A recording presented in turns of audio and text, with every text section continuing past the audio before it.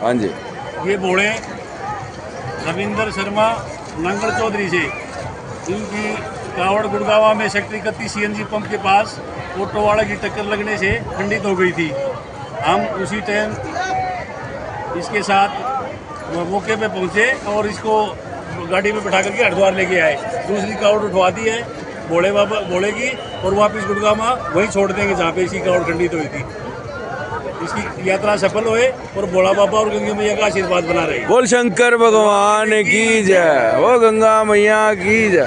सावन का पावन महीना चल रहा है और गुरुग्राम में एक कावड़िए को ऑटो द्वारा गलती से टक्कर लग जाती है। उसके बाद तमाम पुलिस कर्मियों को सूचना मिलती है कि कावड़ खंडित हो जाती है। आज हमारे साथ मौजूद हैं ब्रजमोहन जी, जिन्होंने कावड़ यात्री को वहां से लेकर और हरिद्वार लेके गए। सर, क्या कुछ पूरा था जो आपको कब खबर मिली और कैसे आपने उस कावड़ को खंडित हुई को फिर वापस लेके गए? ये 14 तारीख की बात है और शाम करीब 4 बजे हमारे पास सूचना मिली कि वहाँ पे कंट्रोल रूम से सेक्टर 31 सीएनजी पंप पे एक ऑटो वाला की टक्कर लगने से कावड़ खंडित हो गई है। हम तुरंत मौके पर पहुंचे, एसएचओ अपनी टीम लेकर के और मैं अपनी गाड़ी लेकर के पहुंचा वहाँ पे। जाने के बाद वहाँ देखा तो कावड़िया वहाँ पे बैठा हुआ है और कावड़ नीचे गिरी हुई थी। हमने तुरंत भोले से बात की, क्या बात हुई, तो उसने बोला कि मेरी कावड़ खंडित होगी, ये मेरे किसी काम की अब नहीं रही।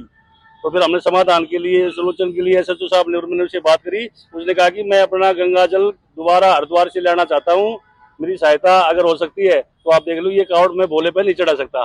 वो आपके दिमाग में अचानक से ये कैसे आया कि कावड़िए को लेकर हरिद्वार चलते हैं? और ये हमारे कमिश्नर साहब के और डीसीपी साहब गौरव प्रवीण जी के, एसएचओ साहब के, एसीपी साहब के सख्त दिशा निर्देश थे कि किसी भी कावड़िए भोले को यहाँ से आने जाने में दिक्कत नहीं होनी चाहिए।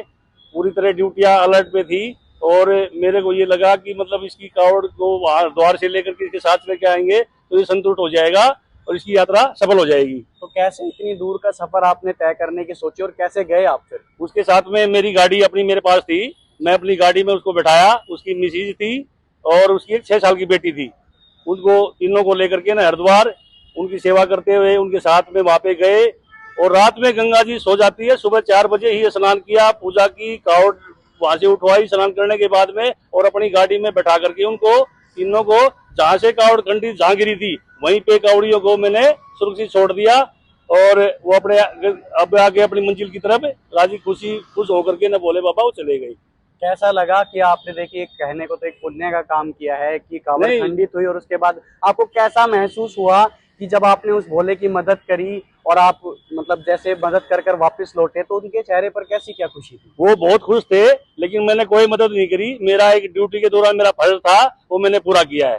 ड्यूटी के प्रति अपनी वफादारी और ईमानदारी से मैंने मेरे जो अफसरों के दिशा निर्देश थे उनके कारण मैंने ये कार्य किया और मेरे मन में ये था कि मतलब इससे अच्छा कार्य नहीं हो सकता। मौके के ऊपर मैंने सूझ से मतलब ये कार्य किया और वो क्या इसके बाद इसके अलावा कोई ऐसी घटना गुरुग्राम में देखी गई जो आपने तो ये हालांकि एक हिम्मत का काम कराई है जो हरिद्वार ले जाकर उस भोले को कावड़ वापस लेके आई, इसके अलावा कोई ऐसा केस हुआ?